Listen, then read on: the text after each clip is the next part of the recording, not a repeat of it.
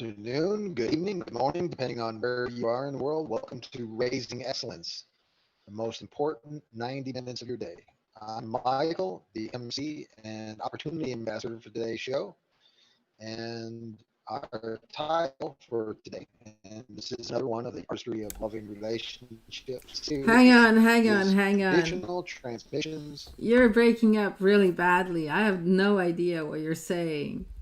But welcome to Raising Excellence. Oh, Lord. This is one of the most important 90 minutes of your day. And we're transmitting live from all across the world. And we have a wonderful special guest today with you. And that is Miss Shirley. Welcome. And also, of course, I'm joined by the co-host that Mike was going to say, but he got trouble with his internet. My co-hosts are Ms. Willow Grimm. Willow H. Grimm. Willow H. Grimm, a trauma consultant, and Mr. Michael Nimitz, the Opportunity Ambassador. Did I get it right this time? Yes, and I'm trying to figure out what my problem is here. It looks, am I You're working back. here? It Yeah, sounds. you're back now. Okay. We'll let you know when you start sounding like Mr. Robot again. Okay. I'm sorry about that. Oh, it's Welcome, quite everybody. right. Oops. I'm trying to fix this up. Okay, perfect. So today we're talking about the art of loving relationships. And so this is a series that we've been doing for a few weeks now, and we've been asking people from all these different walks of life, all these different experience types, what it's like, a guy who lost his job and having issues with his wife, you know what I mean? Different things. And so from your perspective, I mean, what is the greatest gift that you could give us where it comes to your understanding of loving relationships? The greatest wisdom? Maybe that's what I mean. Shirley, you're the guest. Okiniksukwa, Nistunutaniko, Anatsipiksa Kiniwa Tutu Siksika.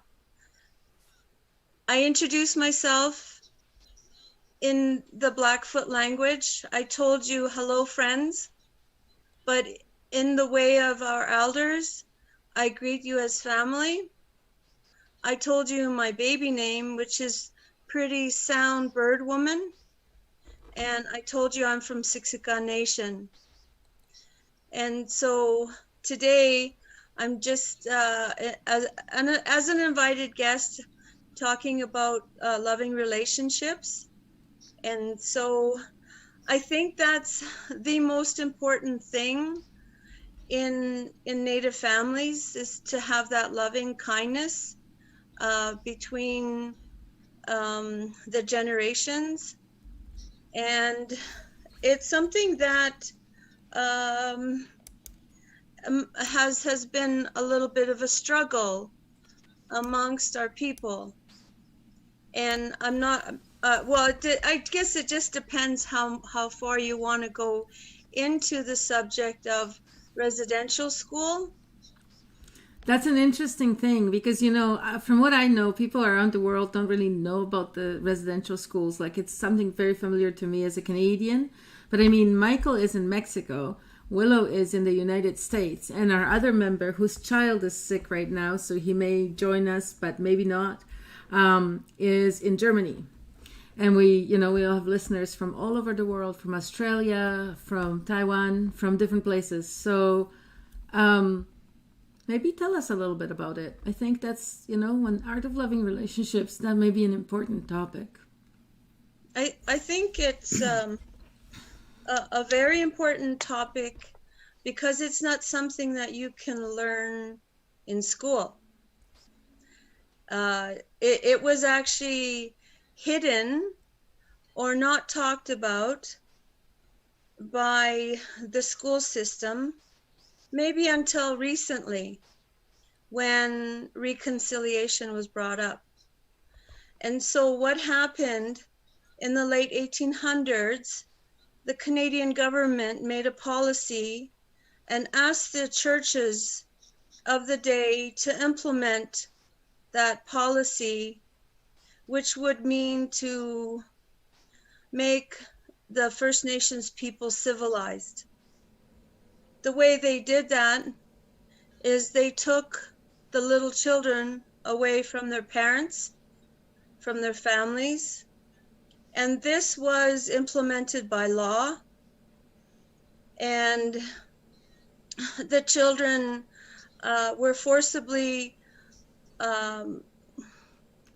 taken to, you could say, residential school, mission school, boarding schools, where they were instructed by priests and nuns and trying to be converted to that way of religion. And in doing so, they were punished for speaking their language. I'm saying that first because in all of the North American native languages, it's the history of the people, how you are related amongst the people, how you carry yourself amongst the tribe, how you work with the people who are close to you. You know where you fit when you know your language, because you understand that history. So besides the language, all ceremonies, all spiritual ceremonies, the sweat, were, if you're not familiar with the sweat, it's the way of cleansing the body using hot stones and then putting them into a dome-shaped, I want to say lodge, with that's covered that you can't see. And when those stones are red hot, they go in 4 at a time, or you have 4 rounds with many stones, and then you put water onto those stones. Now, it's a very sacred experience because not all people can be lodge holders. You have to know the songs. You have to know how to conduct that experience, and then you would go 4 rounds. That's a sweat, and in our way, in the Blackfoot culture, Blackfoot women don't sweat. Maybe Cree women do, and other women go into the sweat, but at this time, it's still mostly for men. So what is big medicine is the sun dance. The sun dance for the Blackfoot people, Okan, used to bring together the Siksika, the Kainai, the Bikani, and the Amska Bikani, who are in Montana. And that was a time to share, to trade, and especially for the Okan, to pray and to honor those rituals through ceremony. And so all of those traditions, ceremonies, dances, songs were all outlawed by the Canadian government. And I can't talk about the US because I believe, and it is my opinion, that the indigenous people of United States, they went through massacres. They were treated very harshly. And the Canadian First Nations people, we signed into treaties. And there was the RCMP, and at the turn of the century, the RCMP were scared of our warriors. So RCMP, just for everybody, is Royal Canadian Mounted Police, which is the main police that's like in rural Canada. Yes, and they used to be on horseback. Yeah. Mounted police. So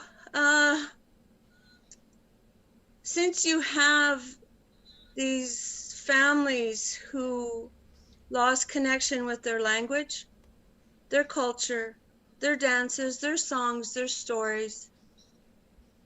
There are some people today who are lost, who don't know what love is. And it's hard putting it back together. I would like to say from my point of view and my personal life that I have had to work very hard to love myself. And that's where it starts from.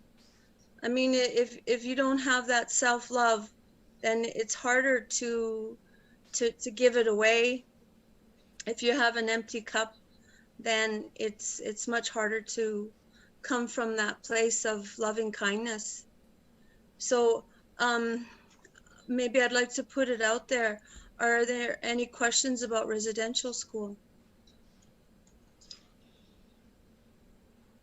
Well, I would just say, from my own understanding, I know that there was a lot of abuse given at those schools, and potentially a lot of children died, and they were just written off the rolls, and not really even acknowledged. And certainly, I feel like in the United States, the stories that are told about the natives is essentially that they were savages, and that they didn't really have, they were at war with each other constantly and stuff like that, and that there were really no rules. It was pretty much chaos, and that there was just an abundance of land, so that that's essentially what kept things somewhat in order, I guess. But from what I've been discovering, I think there's a great deal of tradition, certainly, but also of peaceful relations between different tribes. And this is something that I think is really completely missing from most people's understanding of what the natives did, or what they were. I'd like to add on that because I think you and I probably went to school, or I know you and I went to school at different times. And during my time in school, what is taught about anyone who is Native American or the Native American tribes is that they were insanely peaceful, that they had this really strange peaceful connection with the earth, and they never did anything that was damaging, and there was just peace. They were just peaceful people. And I went to college, and I had a professor who he told us that he wouldn't tell us his name because his Native American name was very, like, he only shared it with people who were in the tribe is with him, and I don't remember exactly which tribe or affiliation he was with. And he was saying that the history is so vastly different from what we are taught in school. We're either taught that most of them were savages and they destroyed everything and there was constant wars, or they were insanely peaceful, and it was usually somewhere in the between. Like, there was still conflict, there was still wars, but they had a different way of handling things and a different community. So there's a lot of propaganda out there. I'm not exactly sure what the new generation is being taught in school, but I guarantee it's not the truth.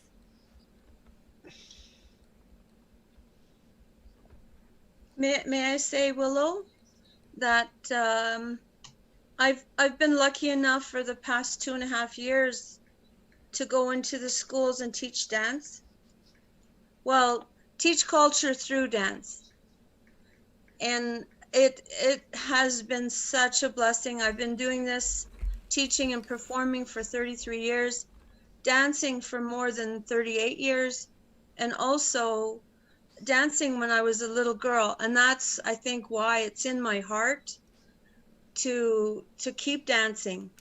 So now, and I'm just going to say, within the Calgary Board of Education, they are seeking elders, they are seeking knowledge keepers, to help teach the teachers and teach the children the what happened.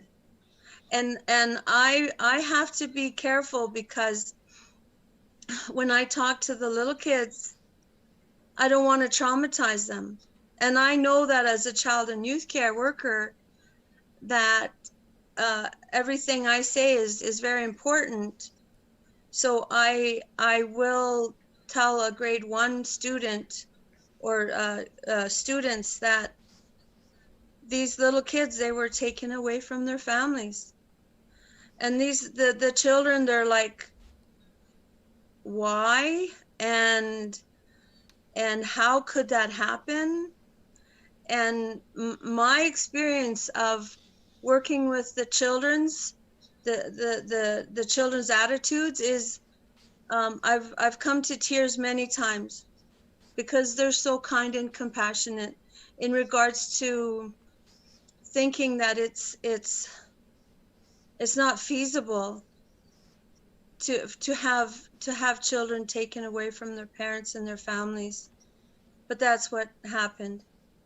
So, Michael, I'd like just to make a point regarding the Native people across North America. There were millions. There were millions of First Nations people. And I think the first wave was maybe in the 1700s, where smallpox was introduced, and 2/3 of the people died. 2/3 of the First Nations people died.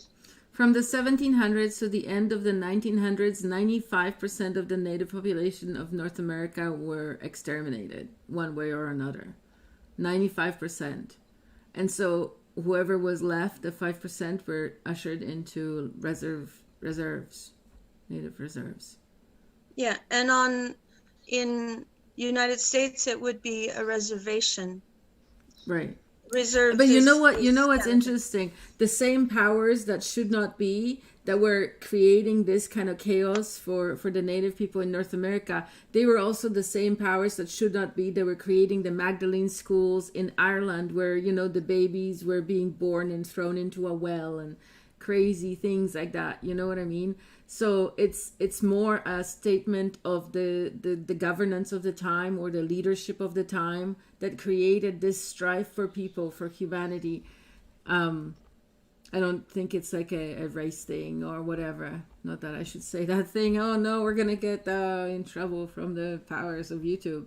I have to say, because I'm really excited that there are, I never knew until literally until I started talking to you. I didn't know that there were people who are involved in the tribal communities, and they're also going into schools and they're talking to young children and, explaining the true history of what has happened to your ancestors. Because growing up, I was always told I'm part Cherokee and I'm part Choctaw. And I just thought it was so cool. Of course I was obsessed with Pocahontas. So I was like, oh, I'm like Pocahontas, as a young child. But I love the fact that, there are people who are talking about the truth. They're going and they're talking to the younger generation, because the younger generations, they're so far separated from their ancestry. I have a bunch of ancestry, and I don't know hardly any of it. All I know is what my ancestors were, their ethnic backgrounds. Other than that, I don't know. I think I know one Choctaw legend that has stuck with me since I was very, very little. But other than that, I have no reference for what my ancestors went through, what was happening, what they felt, what they thought, what their language looks like. What does their language mean? What are these, I don't know any of that. And I think it's a real shame, coming from a traumatized background. It's already hard enough to know who you are in this world, because there is no link to an ancestry that we can relate to. We're very disconnected from our past, and if you don't know where you came from, you don't know who you are. I think that's very detrimental to a lot of people. And so I'm actually really I'm really excited. I'm so thankful that you're out there doing this. Willow, you were just explaining about Pocahontas and the truth. I know it's not the truth. I'm challenging you to find out what the real truth is, and it's not the pretty picture that we all no. heard. Yeah. Okay. And to be I'm honest, glad I you- have looked up some of the history of that story, and I was horrified. Of course, when I was obsessed with it, it's when the Disney movie came out, and I was like 5, 6, 7 years old, so a very young child. But I became very attached to it, and I ended up learning that wrong history. So when I learned the true story, or at least what I assumed to be the true story, I was absolutely horrified. And I guarantee you, the story that I know as the true story now is probably a whitewashed version of it. It's probably very, like, there's probably even more horrific details that are not even put into that story. But yeah, that's why I was saying, like, there's a lot of children who grow up thinking the exact opposite of what actually went on and become very attached to it. And I think if you're going to become very attached to something and make it part of your identity, you need to know exactly where it came from and what the real history of it is, because you can't know true joy without knowing true sorrow.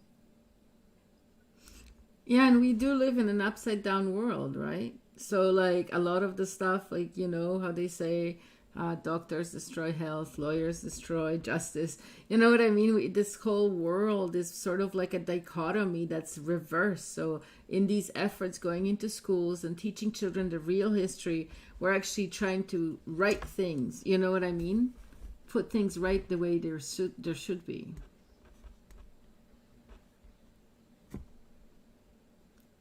Miss Shirley? Well, that's. I mean, you can take it to a certain point, and well, for me, it's teaching the children, learning through play, because I know when I go into school, if they're not so interested in the culture, then I have a little bear that I bring with me. And also it's I bring in the dance piece, and jumping, moving, bouncing, hearing the drumming music. I think that's what they really enjoy. So they can have it in their memory that when I learned about Indigenous culture, then I had fun. So that, I think that's my way, my take on it. Nice. That's So good. I just wanted to share that in Canada, there were 120,000 children, Indigenous children, who were forced to go to residential school. And the statistics, as I know, are between 3,000 and 6,000 who died in care, who died in the school. And Michael was stating that they just faded away, they just died. I'm just going to use an example. When I lived up north, the children would go to the residential school and attend school for that period of time throughout the year. And their parents, because they were older, well, I'll go and do what I know. And they went on the trap line. So when the parents came back, they might have never seen their child again, or vice versa. The child was in school and they never seen their parents again. Scenarios like that. And it was malnutrition, starvation, freezing in cold weather, trying to get home, all the sicknesses, smallpox and diseases that afflicted First Nations people. So you have a whole things that First Nations had to endure. I'm speaking directly of my grandmother, my mother, and today I'm including my uncle. It seemed that the more you believed in your culture and the stronger you wanted to keep your language, the more they'd beat it out of you.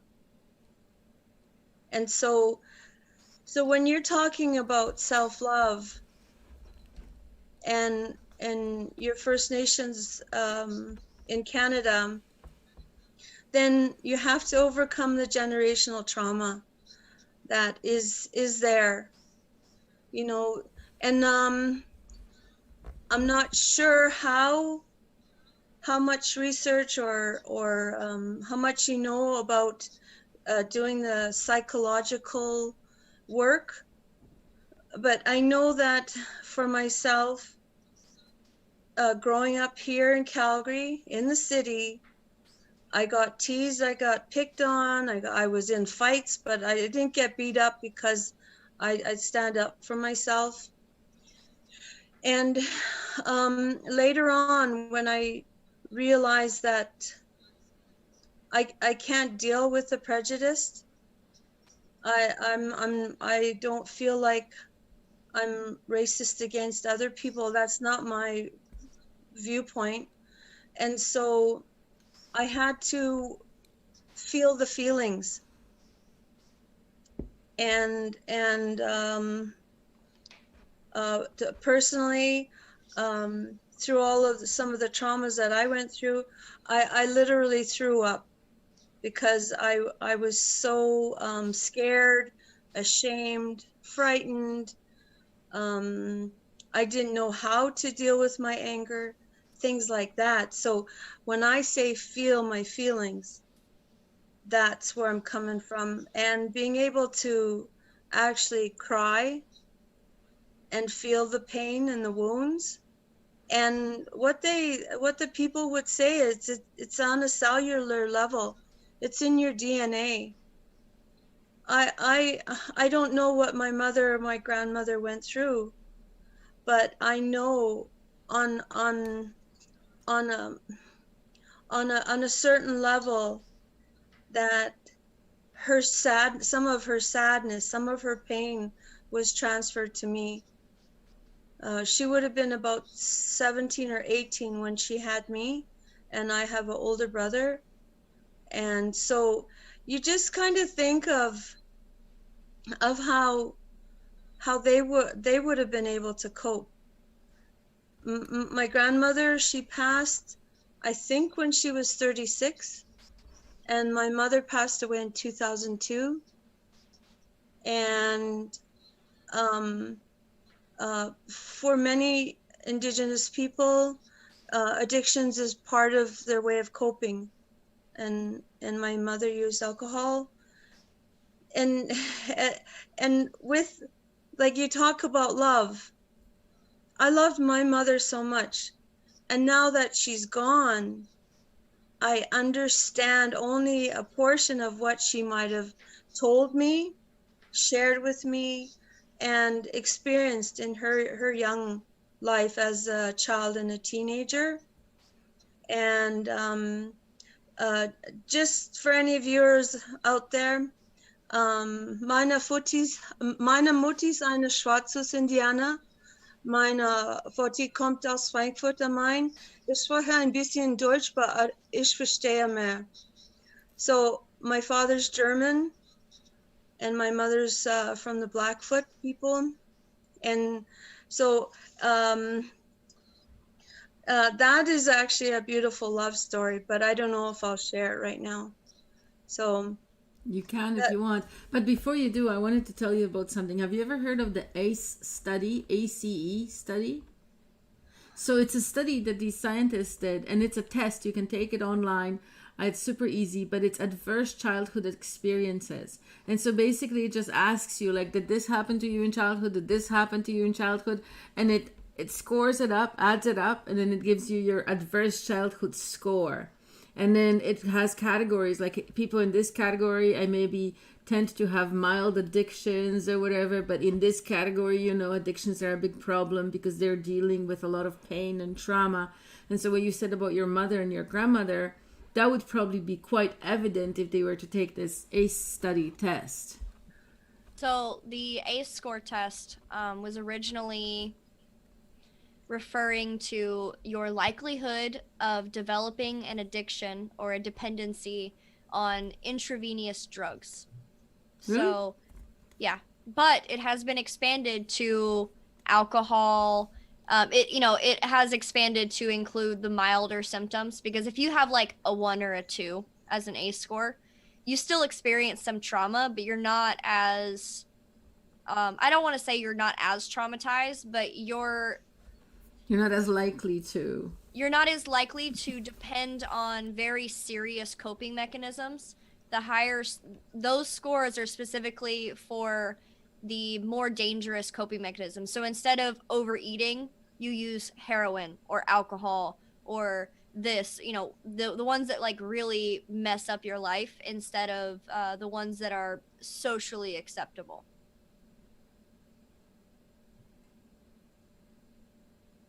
Yeah.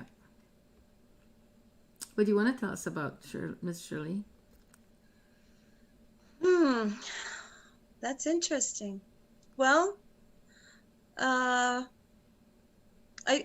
was thinking of an example of one of the students that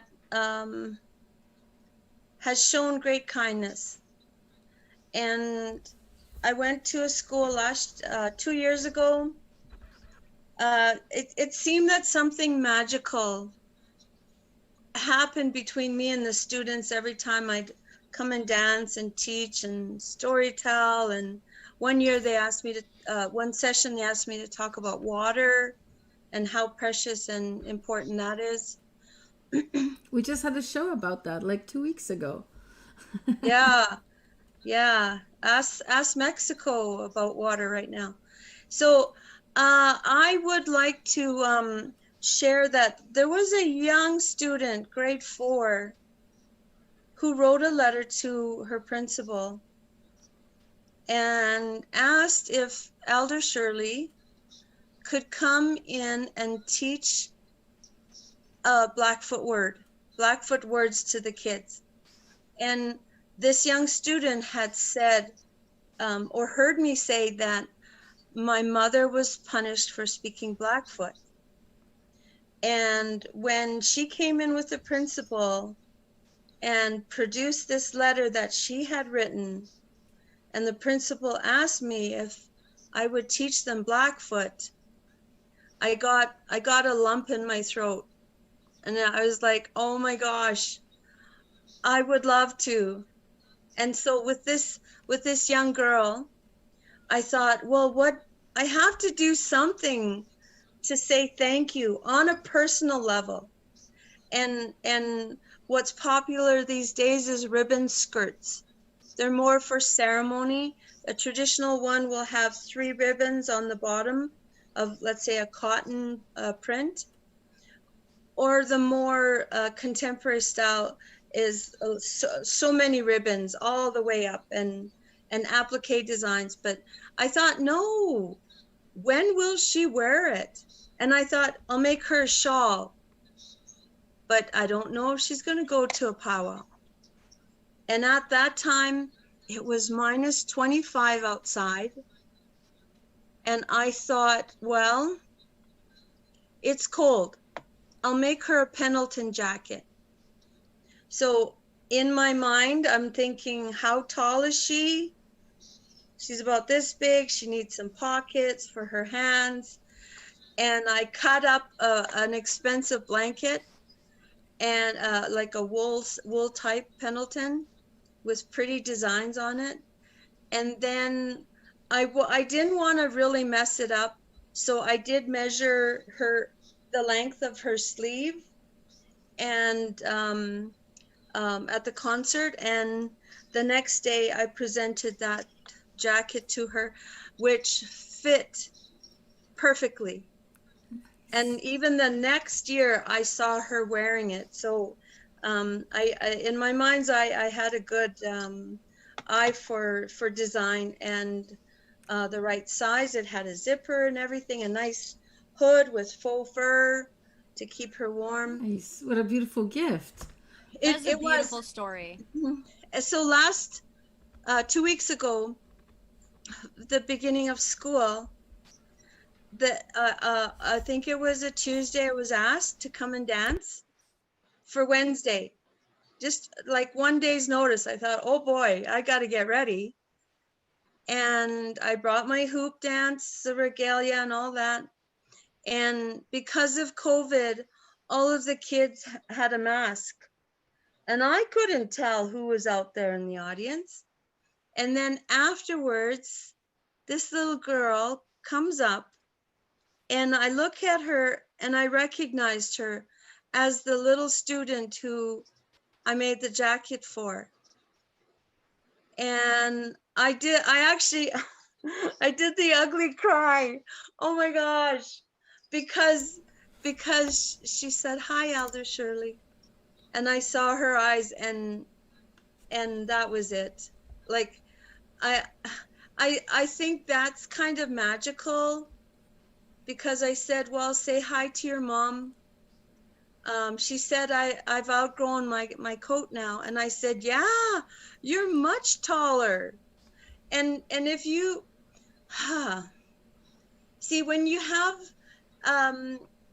have a relationship with the students, that little girl has a part of my heart. I don't know if you can understand that. Absolutely. Because of her willingness to accept the Indigenous culture, to show great honor to my late mother in writing the letter, and then to ask me to teach Blackfoot words. Oh, I went all out. I made them their own book. I had a noon hour program from 12 till 12:30. I had about 24 students, and I taught them Blackfoot words. So, like, yeah, it was such a wonderful experience for me. And I love that little girl. She's special. And I'm kind of in touch with her mom, so we have a nice relationship that way. That's awesome. What a beautiful friendship. And especially, like, when you can have a deep connection with someone like that, I think I don't know, it moves your heart more. I just keep imagining the emotional connection of you, like how that little girl must have felt always wearing that coat. Like, there is something, my grandmother would always sew us blankets, and she would always tell us that it was an act of love. She wanted us to be warm always, and no matter what we wanted, if we had a favorite pair of jeans, she'd take those pair of jeans and she'd sew them into a quilt. She quilted, and even before she stopped quilting, she stopped knitting, she stopped doing all of that stuff. But before she did, she sent me a box of baby blankets. And I have given a couple of them away because I don't have children right now, but I kept a couple of them. But, my best friends, like my best friend had her daughter, and I was like, I would like you to have one of my grandmother's blankets that she made for me, for my future children. I want you to have it, because that was a big thing. And I never really, until you were talking, I never tied that into her Indigenous culture, because she was very much like proud of it, but also didn't get a chance to talk about it very much. It was kind of like it almost felt like it was a dirty little secret. Like, oh no, we got a little bit of a Indigenous background. And so anytime she would open up and talk about it and talk about the things that she had learned, and she would portray it in a loving way, it always meant a lot to me. So I can really relate to your story about like the warm coat, and it brings back a couple of memories for me where I'm like, man, that's such a loving gesture. I agree. You mentioned the diseases and stuff like that. I just looked up something about the Plains tribes, And between 1837 and 1870, there was 4 pandemics or epidemics suffered by the tribe Indians. And to me, as I read a little bit more about it, it sounds very similar to what I think a lot of people are facing these days. And the thing is that they kind of use these, in a lot of ways, to cover up other things that they did. Like they destroyed the food supply. They killed all the buffalo. They just had people out there shooting every buffalo they could. I remember there's a picture of a pile of buffalo skulls that's like 3 or 4 stories high and just huge, where they killed all these buffalo. And so they say that it was a pandemic, but to a large degree, I think it was just starvation. They just starved the population out of existence. I'm wondering, like, some of the things that the Indians went through, or the natives, or at that time, if they if those are similar to what people are facing today, and if you feel like there's any lessons that can be learned, because it seems to me like the tribes were kind of pitted against each other in a lot of ways. The way that the reservations were put together, they were put together in ways that kind of created political skirmishes and stuff between different tribes. And so they kind of set them against each other. They created animosity and conflict, in addition to all the other things that they were doing. And I feel like it's like the same thing over again. If we don't learn from these lessons, we're just going to be repeating them perpetually. Michael, I'd like to say one question at a time. Okay. You talked about the whole history of First Nations there. I'll get back to the buffalo, but what came to me is divide and conquer. Like, to have tribes go against each other, and I don't think that's what happened. In regards to the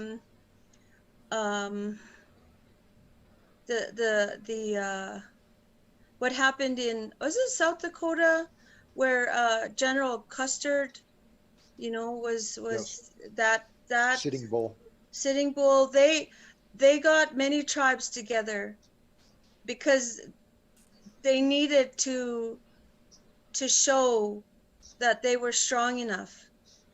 So, and to answer your question again, is many tribes use sign language to trade.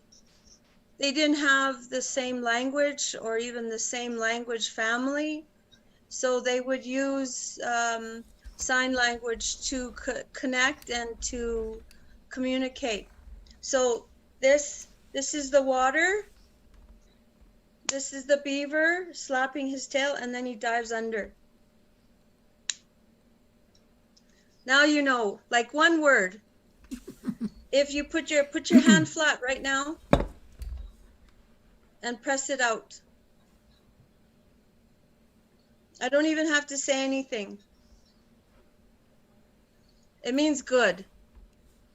So the tribes had a way of communicating, and there were a lot of differences.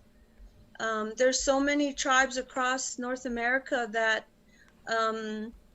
would have different ways of explaining those wars, but I don't want it to get like not during this podcast, not to blow that out of proportion, because I would imagine that there were some times where the Cree and the Blackfoot had to work together. So, and that's just an example of, because they had to help one another, you know, even though they had different language, different customs, things like that.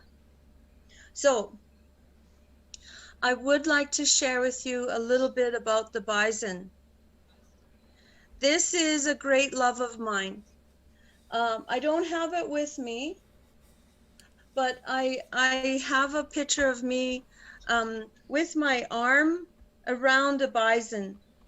She was a female. She stood as tall as me. I'm 5'6". On the back of her hump, she was as tall as I was, and I would say probably 1,500 pounds. I wanted to take a picture. The rancher that I had just met said, "Come on." We went into the paddock, and then we took I took several pictures. But I gave him my camera and I said, "Can you take a picture of me?" That's when I hugged the buffalo, and then my camera died. This was about 10 years ago in, I would say, like north central Alberta. And it was one of the best days of my life to hug a buffalo. Now, I'm going to share with you a little bit about the history, because you brought it up, Michael. You said food source, and this is the truth. In the Blackfoot Way, the people, they had to hunt. They were hunters and gatherers, and they followed the buffalo. And who taught them how to hunt? It was the wolves. The wolves taught Nitsitapi how to hunt the buffalo. They would corral them. They would scout them out. They would get the weakest. And going on foot, that was the biggest challenge. Now, in Alberta alone, there's over 101 buffalo jumps used by First Nations people, and the most famous is the head smashed in buffalo jump. I'm so glad that I usually every year, except for this summer, I'm invited to dance there for the people who come in from all over the world, but not this year. So there were more than the numbers vary. I've heard up to 70 million, and it got down between like less than 1,500. And in that time, by 1883, that was the winter of starvation for the Siksika people. The buffalo were gone, and then the people got rations. What are rations? White flour, white sugar, and coffee. Can you see my smile? The people, their teeth went crooked in one generation. Not me, I'm lucky. I take care of my teeth, but for some people, you could see it right away that it was so unhealthy, because the First Nations people, they were healthy, they were connected with the land, and they had their teeth till they died. They didn't need glasses because their eyesight was perfect. All of these things, and see, when you talk about the treaties, then you think, well, this is promised by the Canadian government, and the First Nations people already had their own way of living healthy. So why healthcare? They didn't need glasses. They didn't need, all the medications, things like that. Like I've played the devil's advocate before, talking about treaties rights, but somehow these treaty rights need to be honored. And I'm not going to give any examples at this point, but I think what we were talking about earlier regarding the history of the people in Canada, if you can have that compassion and understanding for First Nations rights, then you can also understand what happened to the people. And I just want to acknowledge, Michael, that it's more appropriate to say First Nations, Indigenous, or call the person, like I would say, Nitsitapi, a human being in Blackfoot way, from Siksika. It's spelled S-I-K, S-I-K-A. The K sounds like a G. Siksika. Okay, and that's just a note. So we're trying to get away from Indian, because of the history of that word, and I don't personally feel offended, but I'm learning that First Nations, Indigenous is a more it's a better way to address an individual or certain tribes. Yeah, you could call them by their tribe. That's perfect. Like a Siksika person, I could call you a Siksika woman, right? That's right. But you know, India is really far away from here, so how could you be Indian anyway? They just thought they were going to India. It's somebody else's delusion. So while we're on the subject of bison, I'm just going to unplug my computer here and take you back here to a picture that I recently painted. And this is, it's 2x4. Hang on, let me pin this. It's a story of the Blackfoot people who were starving, and the wolves helped them to hunt the buffalo. You can see that the wolves are going in each direction, chasing the bison. And the Blackfoot people hunted only animals with hooves and horns, not paws and claws. So can anyone tell me what that looks like to you? You mean like the hooves would be all the ruminants, the vegetarian animals? No, there are wolves chasing the buffalo. Yes. Across the sky. It's called the Milky Way galaxy. That's what I was thinking. There you go, Michael. You should have just said it out. Thinking like space, but yeah. Look, it's beautiful. Yeah. So that's what I've been up to during COVID. I took a lot of hours, and I'm actually quite thankful that I had the time to do it. And I am going to make prints because it's that nice. It's very cool. Usually I don't do that with my artwork, but I've only ever seen your clothes that you've made. I've never seen like all the, regalia and the dancing clothes, but I've never seen any of your paintings before. So that was very cool. I wouldn't have posted them because I haven't really painted since 2006. Yeah. Before that, it was 1996. And I didn't meet you till like 2011 or something. Yeah. 13. 13? Yeah, because that would have been the first time I was at Unity around that time.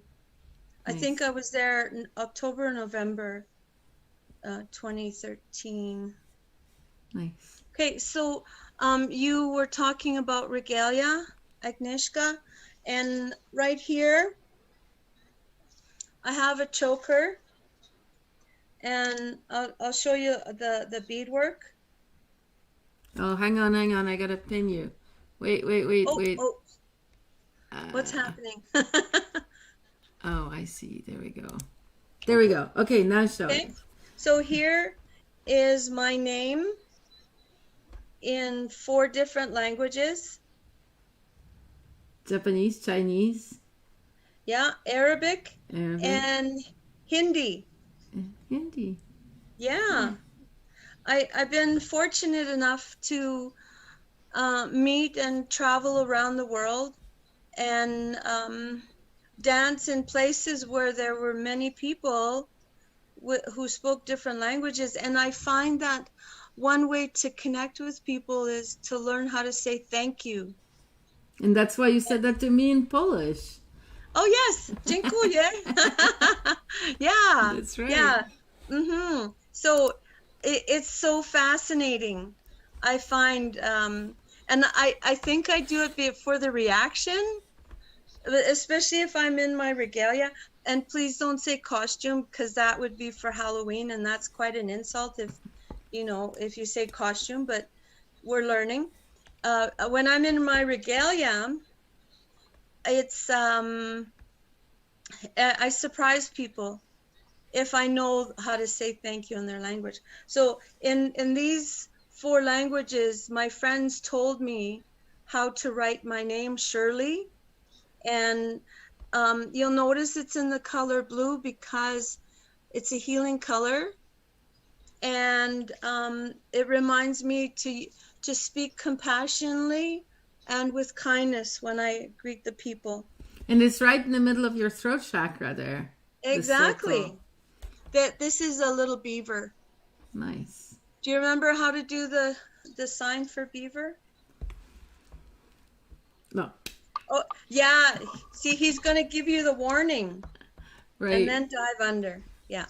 So the beaver is actually the most sacred Blackfoot animal because of what he can do and what he does. And then it would be the crow that is the most fascinating bird in the Blackfoot way.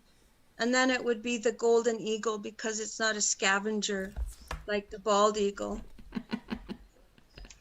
Yeah. So here, this is my medallion. It was actually made for me by some good friends from Siksika. And it's the Blackfoot symbol. There's Michael, there's the buffalo, the peace pipe and the tomahawk for courage. The peace pipe is for unity and togetherness. Beautiful yellow, and the green is for the grass, the blue is for the water. So if you see this symbol, that's that person's from Siksika. I actually didn't show you what this means here. It's an eagle, and she's calling up to Mother Earth. There's the planet right there. There's the spirit design coming back. Here's the stars, and here's the rain. And when dancers are making their regalia, there's always a story, and there's usually no 2 regalia pieces alike because everyone's different. There are some exceptions where you'll have the same family design passed on. And here, this is rawhide, and I don't know if you can see it. It's a deer hoof. I got it in the mail from my friend from Vancouver, and she didn't know that the deer is my spirit animal. Nice. The reason why I connect with the deer is through shamanic work, and it represents gentleness and kindness. And so on some of my regalia, I have deer and deer hooves, and then other regalia I have flowers and my great grandmother's design. And I love connecting with the animals. I think it's fascinating what you can learn from them, and that's how Indigenous people are. They're one with the land. And it's hard for me to take anything without offering tobacco first. especially sweetgrass, sage, any of the medicines like cedar, which can be used for prayer. And I don't know if that's been lost. Mainstream society, where it's just take and not make that reference or that humbleness to Mother Earth. And sometimes, I don't know, it seems corny, but honestly, if you recognize what's going on in the world and the climate today, Mother Earth is very powerful. And even with the forest fires, like, who's going to stop them? Unless we do something as a unit for humanity, I think Mother Earth is going to say, hey, you guys, pay attention, work together, love one another, and then maybe things will calm down. But that's only my opinion. It's beautiful. Hey, so my spirit animal is the golden eagle. So what's the golden eagle about in the Blackfoot beliefs? Very powerful, and is not a scavenger. They will hunt. They will catch their food live. Because the golden eagle flies high, they have the ability to see the big picture, the opposite of a mouse. A mouse is scrutiny, but an eagle, they do the circle, and they can see their surroundings from miles away. They are all about love and respect. And just like this one here, this is actually two feathers that I wear as a side feather, and you can't get eagle feathers easily. It's very, very difficult. Indigenous people, they around this area, they would apply for Fish and Wildlife. If they happen to find a feather or find an eagle, that it's never happened to me, that would be a good omen, to have or be presented with an eagle feather. But you have to take care of them. They are precious. So that's Thank why I you. wear this one here. Thank you. Now that Agnieszka, by the way, Agnieszka, Shirley is still pinned. So we've been staring at her beautiful face. I know, I kind of like it though, but she was showing their feathers and stuff. I know. I like know. it too. I was just letting you know in case she did I it. might unpin her in a minute. But I was curious. I'm not exactly sure how you figure out your spirit animal. So far, I've been inclined to say, for me, it would be either a raven or a crow, and wolves. So, could you tell me a little bit about those in the Blackfoot way? Okay. I've done some of my research with the medicine cards. I'm not sure if you're familiar with those. Okay, so the wolf is a teacher, introspection. They are a hunter, and they are a pack. There's great respect in the pack and knowing where you belong and how you belong. And I don't know if I have, just one moment, please. Well, now I'm going to unpin her that she left because, Oh, you're muted, Willow. I realized that. I was saying, but then we didn't get to stare at her beautiful painting while she was gone. Oh, there. Okay, so you're talking about the wolf. So this was made in 1997, and it's full beadwork. Wow. That is gorgeous. And it's the wolf. And this is with all the seed beads? The whole thing is made with seed beads? Yeah. Wow. Mm-hmm. How many hours would that take? Well, there's 10,695 beads on here. Oh my Just god. kidding. How do you Just know kidding. you haven't lost one yet? I don't know. I say 2 winters. Mm.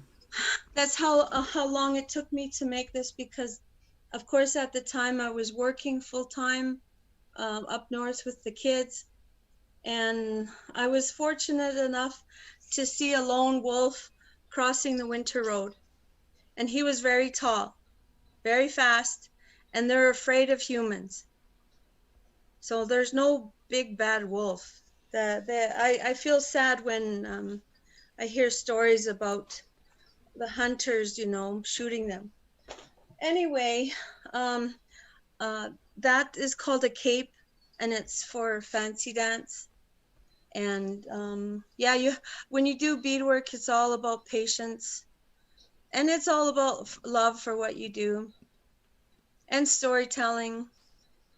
Because a lot of people, they know you by your colors, your design, your beadwork, as a dancer, right? Mm-hmm. You go to a different powwow. A lot of times I don't even recognize people without their regalia on. And, I've traveled a lot, so yeah, that's a peculiar way. So I just wanted to share with you, Willow, that Raven, I actually call him Mr. Magic. And you guys will, I think you'll get it. The Raven is connected to the gap, where you manifest everything in the peaceful silence, the emptiness, and that when you ask, you will receive in the silence, let's say in meditation. And because of the raven's blue-black iridescent feathers, they're connected to magic, like magic in a good way, Yeah, of to the course. silence of the gap. Okay. Crow, they are a very unique and special creature. They I don't want to do it. They go cross-eyed to have a different perspective. The crow represents universal law. So whatever you give away, you will get it back. And that means you do the right thing, you tell the truth, and you be generous and kind, and that will come back to you. And that's all crow medicine. Also, Willow, call your shots. Ka, ka, like when they talk, they're saying something important. So be able to speak and talk with confidence, and be proud of yourself when you talk.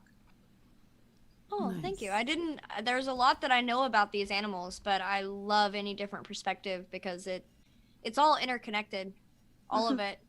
And it all has a message, that you need to hear. So I love hearing, the Blackfoot way Nice. perspective. Yes. Michael, what's your spirit animal? I don't know, maybe the lion, I guess. I really don't know. Like the mountain lion or like the African lion? I'm thinking that's the lion, the African lion, or at least that's the thing that comes to mind. But of course, that's just my astrological sign. Oh, you're a Oh, Leo. That makes a lot of sense. The lion, Michael, represents leadership. So watch your back. I always say that because when you get to the top and you're doing very well, there's always people who want to knock you down. So just trust your own instinct and wisdom and be the leader who you are. Watch the cubs. If you have like young people in your life, or you're teaching someone, they'll look up to you. And so you show those young people a good way of leadership, and so they can follow. Wonderful. Thank you. You're I welcome. had I had one more Awesome. question because I'm obsessed with mythology, all mythology. So one of my favorite things when I learn about a different culture is I like to know what their creation, I call it a myth for lack of better word, but I want to know what is the creation story that you were taught. A long time ago, there was only water. So Napi, he asked the beaver to go down. So the beaver, he went under the water, and he was gone for quite a while. And he came up empty-handed with his paws. There was nothing. So Creator asked the otter to go down, get some mud, get something, and bring it back to him.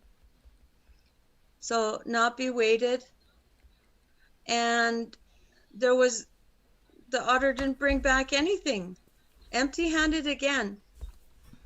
Napi asked him one more time, okay, muskrat, you go down and you find something. So muskrat was gone for a long time.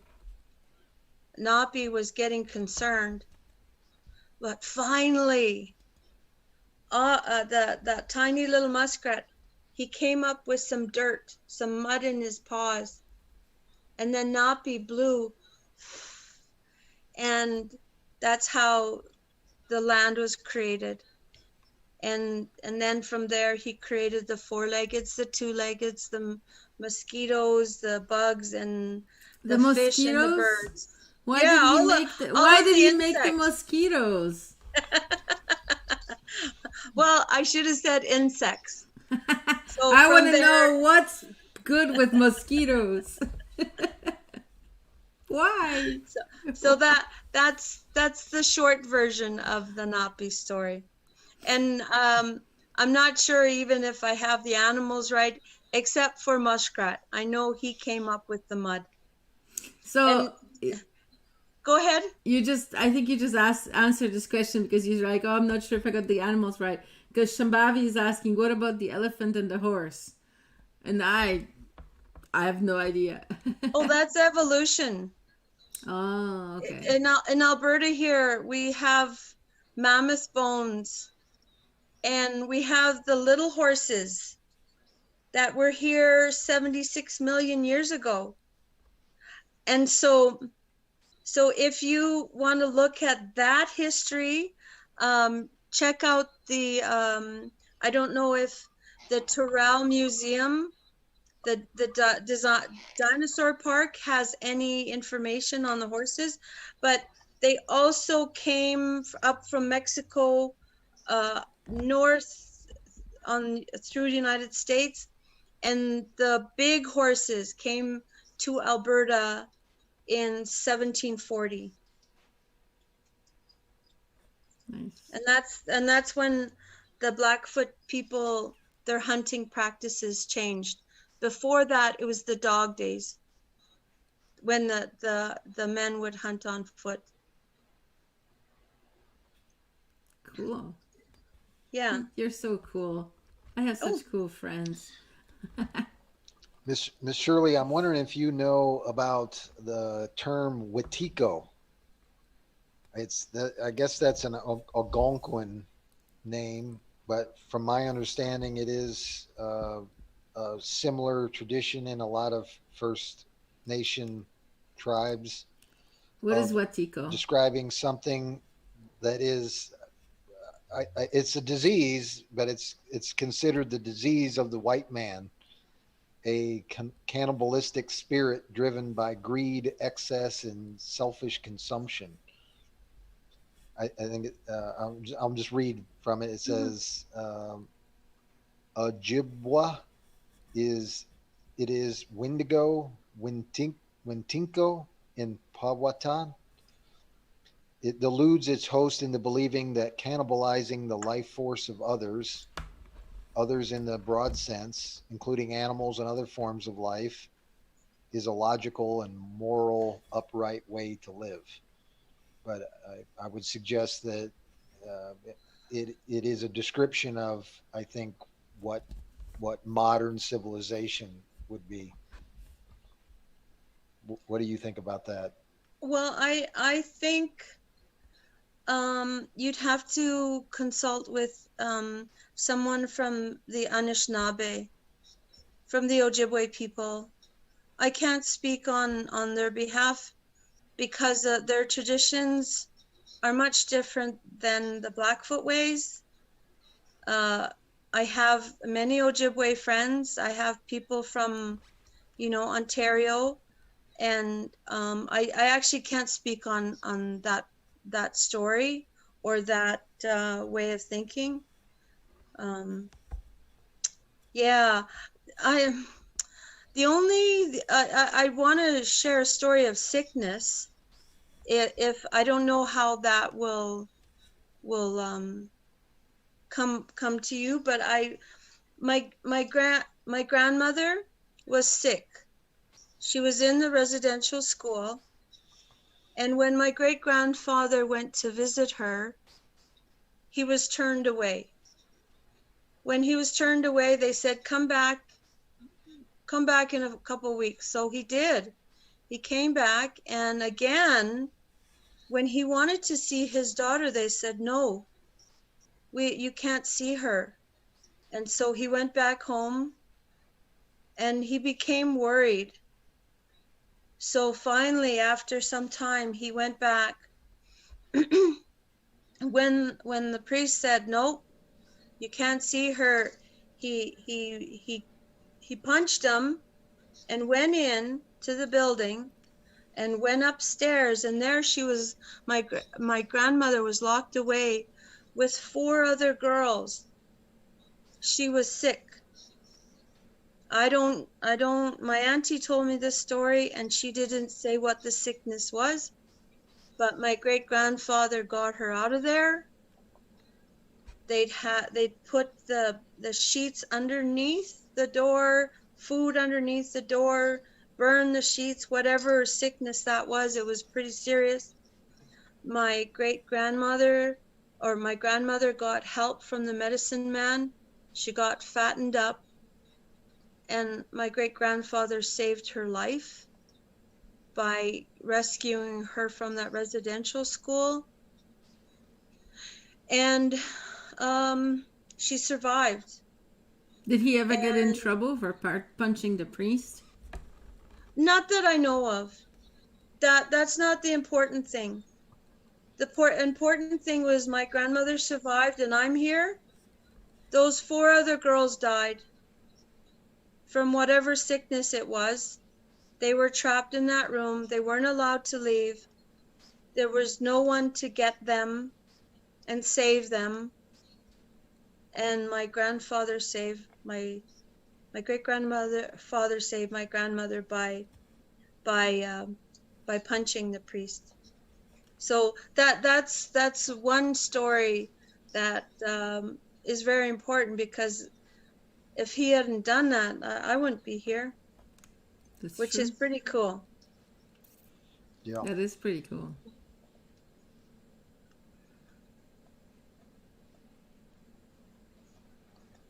So what else are you wanting to know? Or like, we're talking about love, and I didn't mention that in residential school, in most schools, the boys and the girls were segregated. So if a young girl saw her brother in the hallway, she couldn't go and hug him. She couldn't greet him. They were on the other side. They didn't play with each other. They didn't talk to one another. And so you have this different way of thinking that First Nations people, they lived in families. They lived together. They, like in Blackfoot, the word for mother is the same word for auntie, nixista. The word for older brother is cousin. So you have different ways of acknowledging your family members. And that segregation was very difficult for the people, because when they got out of school, it was like, oh, there's a boy. And that's when maybe unhealthy relationships were made, because they didn't know about respect. They didn't know how to talk or communicate. Their language was cut off, so they had to, either speak English or French or whatever. Their culture wasn't intact. So they had to, wing it, I guess. Like, was it true love? Maybe. But when you take all of those things into consideration, it's all about healing. It's healing your heart, feeling your feelings, going through the generational trauma, and understanding that you're worthwhile, you're lovable, and that it's going to be okay, and that you can learn to love yourself and find someone who truly loves you for who you are, with all the faults and what have you. And so that's one of the things that would have made it more difficult for First Nations people to find those loving relationships. And hopefully now, because the the old people always look to the future. They always talk about 7 generations and think about the planet in regards to 7 generations from now. That was their mindset. That was their mentality. So, like for myself, I'm a relatively happy and healthy person. I'm lovable, and I know that. I have a lot of good affirmations that I say every day. And I think that's really super important, because where would I be? I knew at a young age that I didn't want to follow my mother's footsteps. Yet I did for a little while. I can never ever drink alcohol in my life. I don't want to. It's not good for me. And I tell the kids when I teach in schools that alcohol was never our culture. You think of these ancient civilizations who've had sake wine, or they've made beer for hundreds of years. First Nations people have been afflicted for maybe a couple hundred years. That's why it's called firewater, because it makes one crazy. And Michael was saying, when the buffalo were wiped out and alcohol and white bread and sugar were introduced, that would make you crazy. That will throw your body into such upheaval. And knowing how to take care of yourself and be loving to yourself is really is the key. So I would never use alcohol again, just for that fact, because I want to have a clear brain. I want to be in charge of my life the best way I can. And it's something that my body, DNA, cellular level is probably not used to.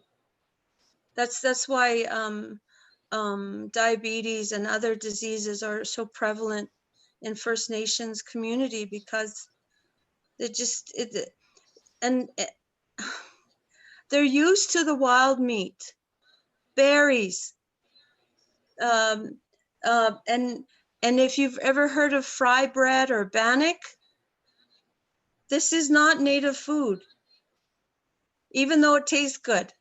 Like, yeah, my mom made the best fry bread in the world with jam and cheese whiz, oh my goodness. But It's not traditional food. That's all I'm saying. The cheese whiz really did it. Yeah, there, that cheese Shirley. whiz. That's right. Yeah. Apparently, fry bread was brought to North America by the Scots, and they used to make it at baps. But then when they were in North America, they would make them and put them on a stick to roast them over the fire, and that's where the native people got it. That's the story I heard. So Very cool. I was curious. What is the Blackfoot word for love? I'm thinking. I love you. I don't say it that often. I don't tell my spouse I love you that often. You'll just have to give me a minute because I can't think of it right now. That's all right. I just thought it'd be a good question. Yes. So good. You're probably just having a brain fart or something. Yeah, it's called menopause. That'll do And it. it's not an excuse either. No. Yeah. It's all good. It's all good. Yeah. Well, thank you very much for being on Well- the show today. Oh, you were just going to say that. I Go was. ahead. Continue. Well, I want to thank our audience as well as our guest for giving us her time and attention, and everyone for giving us your time and attention. Thank you so much. We hope this was very valuable and useful, and certainly we invite you to ask questions and comment and so forth. Of course, being that the show is almost over. There's another episode coming up on Wednesday, and that episode will be about foraging. Foraging, yes. I We have a understand. real person who really does foraging in the woods, and we're going to be talking to her about doing that.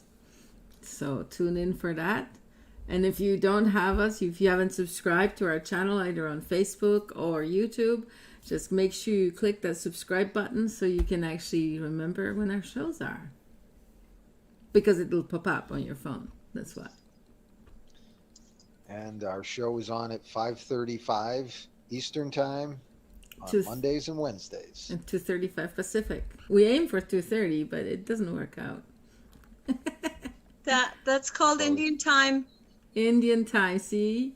Yeah. That's because we have a native person among us. Oh. Willow. No, well, it doesn't necessarily mean being late.